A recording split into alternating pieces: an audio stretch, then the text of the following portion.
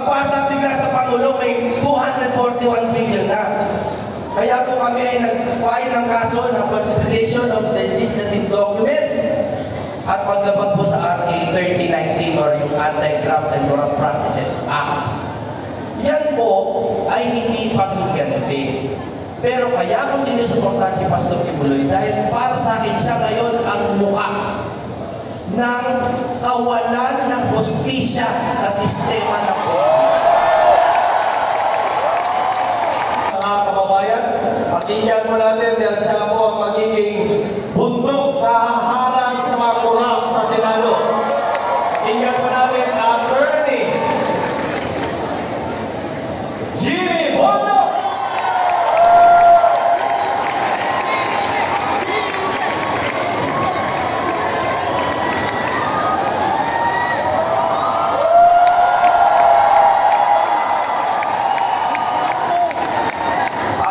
Attorney Jimmy Bondo, number 10 sa balota, at sa araw na ito, buong puso at buong diwa kong ini-endorso si Pastor Apollo Kibuloy. Pero bibigyan ko po kayo ng tatlong dahilan kung bakit po ang isang katulad ko ay sumusuporta kay Pastor Kibuloy. Una po, may tanong muna ako sa inyo. Ang dami nang nag-speech. Gusto niyo pa ba ako mag-speech? O kantahan ko na lang kayo?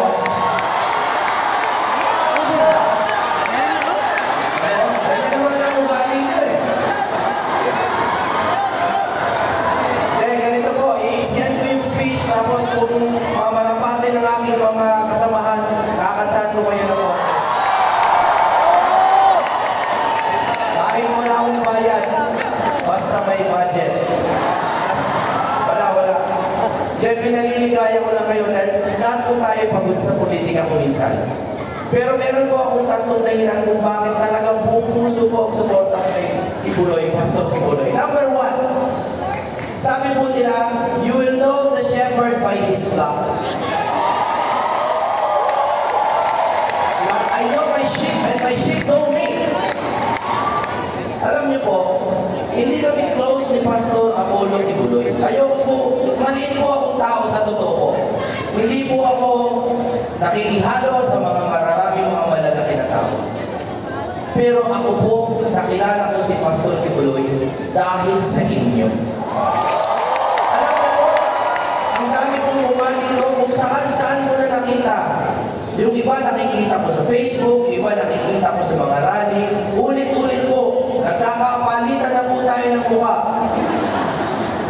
Pero ang napansin ko po, ang ugali po ninyo, bagamat may pagkakaiba-iba, sa gitna, sa kaibuturan, ay pare-parehong may kabutihan. Alam niyo po, katulad po ni Pastor Kibuloy at ni Senator Bato, na hindi kami politiko,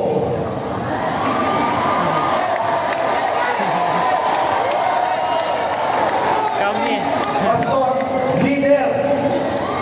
Tama? Si Senator Bato, fighter.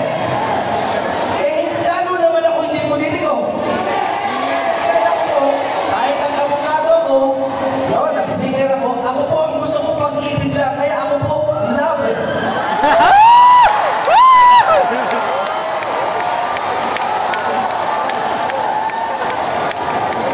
Because yung love po, yung capacity for love ni Pastor Kibuloy, sa inyo ko po nakikita.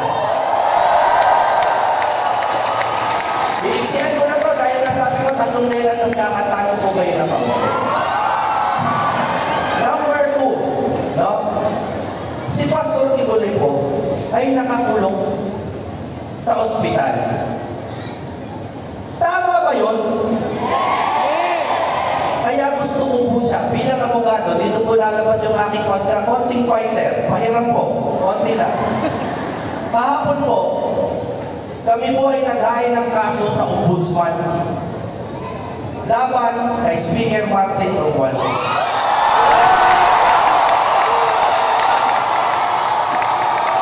Bakit? Di po, sa totoo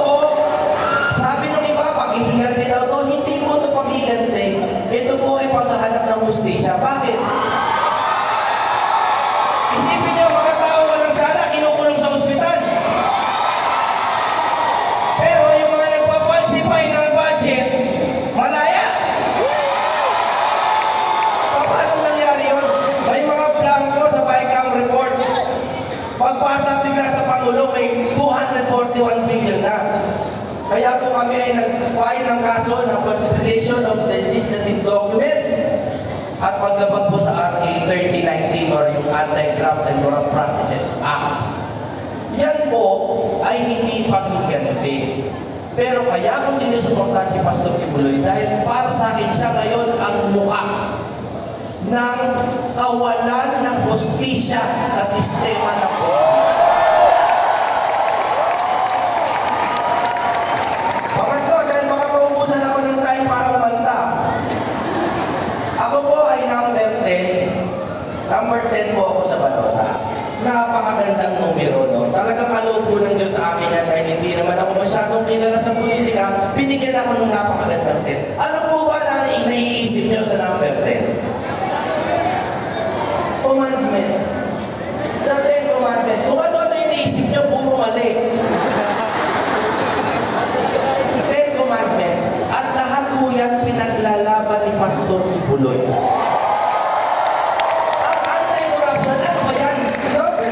Ikot pa natin, ano ba yan?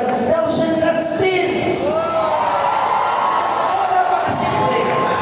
Yung nangyayari sa PhilHealth, ano mo po ang tagal ko sa pagkor? May mga pasyente nakakulong sa ospital, hindi makabayad. Hindi makabayad, namamatay sa ospital, umuutang sa amin, wala naman kami mabigay kasi wala sa aming panukala yung ganoon. So ang naisip ko, murder yun, di ba? Thou shalt not kill. Kaya po yung pagnakaw nila sa PhilHealth na budget, pagpatay po yan, isipin nyo, hindi nyo na pinususan yung medical bill, kinulong nyo pa. At ako po, nung ako'y naroon talaga pong nagdulong yung puso ko, promise, wala akong showbiz ito. Ako po ay talagang naiiyak ko minsan dahil may humihingi. Sasabihin, sir, pumutok yung ano man ang pumuputok. Pumunta ako sa public hospital. Walang space. Pumunta ako sa private para hindi ako mamatay. Inoperahan ako. Pag-ising ko, sabi sa akin, ma'am, magaling na po kayo. May utang kayo 300,000. Namatay. Hindi po ba?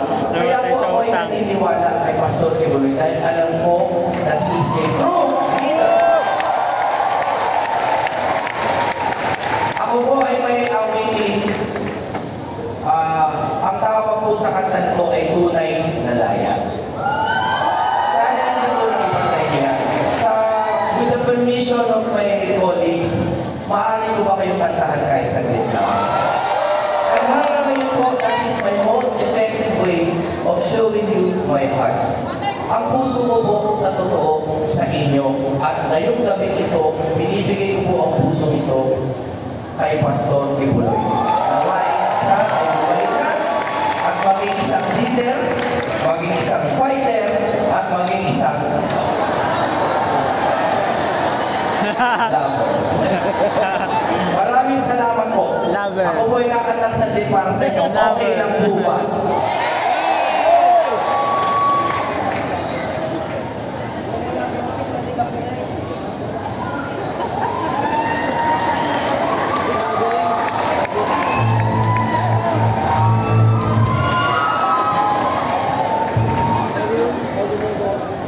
May set up ng konti. Pasensya na po kayo.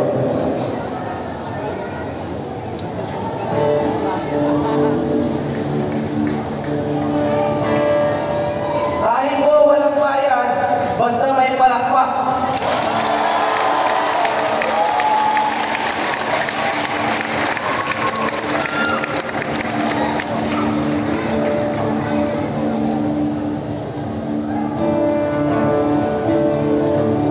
Nakihiram lang po ako ng gitara. Maraming salamat po sa nagpahiram ng gitara sa akin. Salamat po.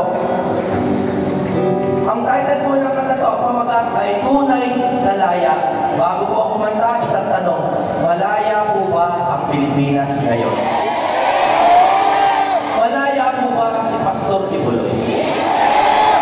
Si Colonel Triando, malaya po ba?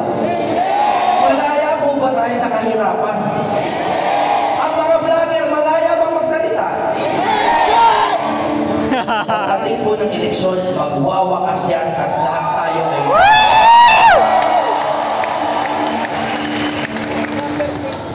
kay tagal na natin, iwan mo na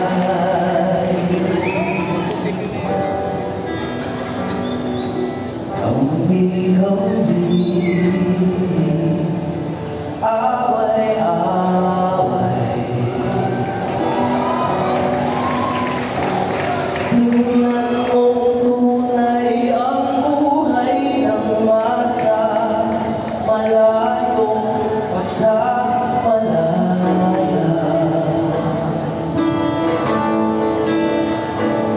Kay tagal pa namin magsasama-sama. Simula pa lamang, kumbaga sa drama,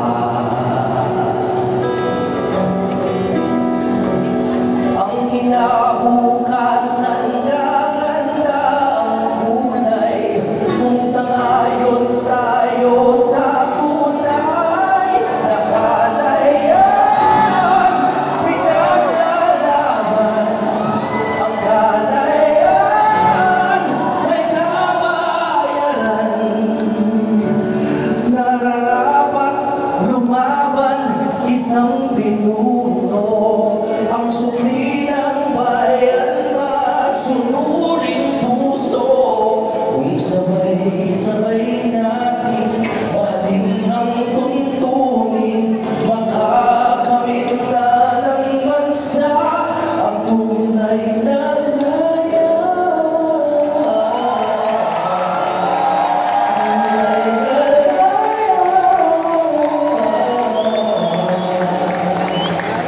lumaya.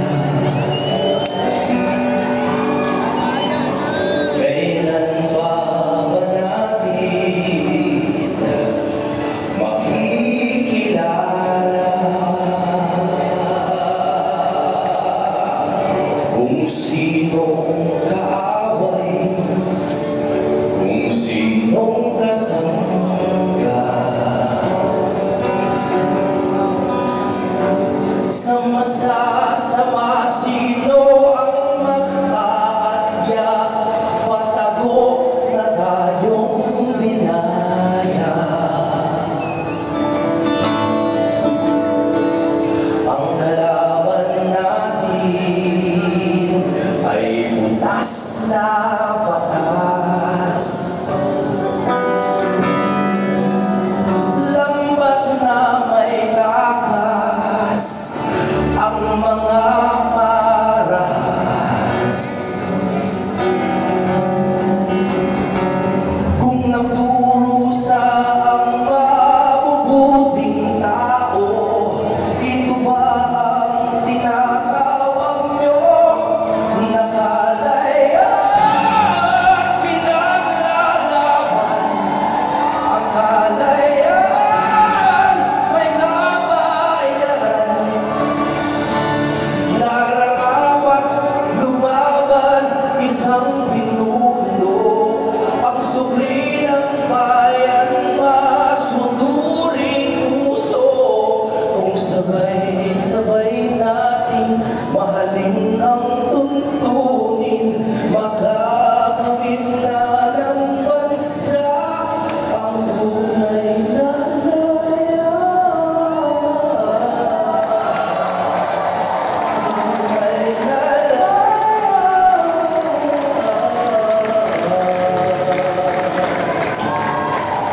Pastor, lumaya. Maraming salamat po! Pinipilaban straight! Senator Bato de la Rosa! Senator Bongo! Ibe! Salvador! Jamie Hino! Raul Ambino! Ang inyong lingkod! Senator Rodante Marcoleta! At Pastor Apollo, Si Kibuloy!